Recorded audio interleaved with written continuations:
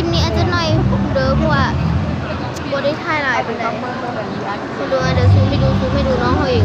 ไอ้ป้าเสื้อสีเขียวนี่ก็ยุ่งยากจังเว้ยคนดูดีงามมากน้องเฮาแล้วประเด็นเพิ่นแต่งหน้าเองเพิ่นได้บอกให้ก่อน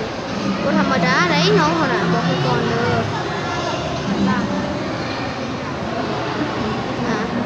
ดูเดี๋ยวทุกคนความงามเบิ่งเวทีก่อนจบแล้วกันต้องจบเร็วหน่อยเพราะจะไปเบิ่งน้องเขาแล้วแค่นี้ทุกคนบ๊ายบายทุกคน